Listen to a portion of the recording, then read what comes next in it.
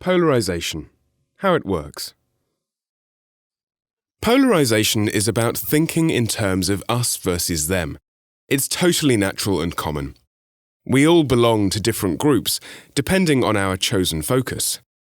Take this school.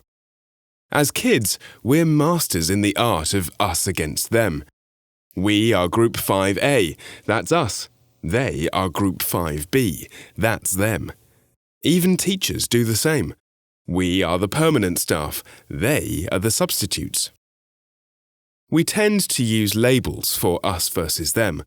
For example, kids in 5A are noisy and playful, while kids in 5B are nice and quiet, but also a bit dull. Labeling feeds the us versus them dynamic. Sometimes teachers who support English-only teaching are labelled language killers, while those who support the local language are labelled old-fashioned blockers of progress.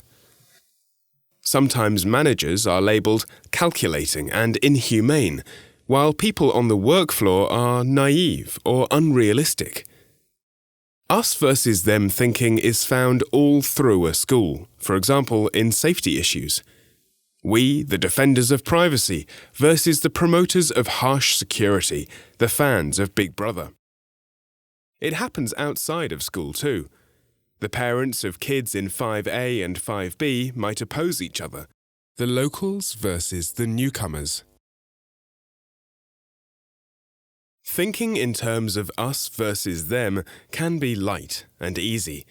But it can get rough fast, and then the first thing to go is rationality.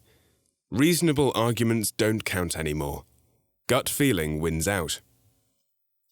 Polarisation has three basic features. We are all very good at us versus them thinking. We give it fuel, we feed it. Gut feeling beats reason.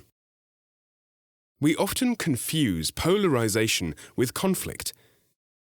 They are connected, but they need different strategies. Let's go back to the schoolyard. Anne and Mohammed notice an empty swing. They both want it, but who was first? This is a conflict. It is clear who owns the problem, Anne and Mohammed. It is clear what the issue is, who gets to use the swing first. But two other things are clear as well, where and when. The schoolyard at morning playtime.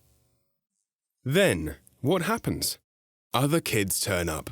Fight! Fight! How exciting! Mike claims that Mohammed was first, but he is overruled by the others. The circle starts egging both Anne and Mohammed on. The kids take sides. Maybe the girls choose Anne's side. Or everyone in 5A supports Mohammed. Very soon it is no longer about the swing. It is about us versus them. We are easily tempted to impose existing us versus them attitudes on conflicts. As professionals, we often focus on current events, following the issues and conflicts of the day. Teachers try to use the tools of conflict management in dealing with the incident between Anne and Mohammed. Yet we often forget us versus them, the driver of polarisation. If we don't watch out, it can spread or provide the breeding ground for new incidents that deepen the divide. Let's be careful not to ignore the dynamics of us versus them. And we could stop trying to address it with conflict management.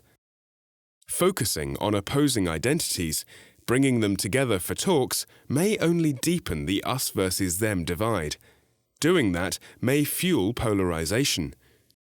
We easily forget that us versus them is driven by gut feelings. It needs a different approach. What we need is polarisation strategy. We can start this right away. We don't need to wait for new incidents. Is there a dynamic of us versus them that needs our attention today?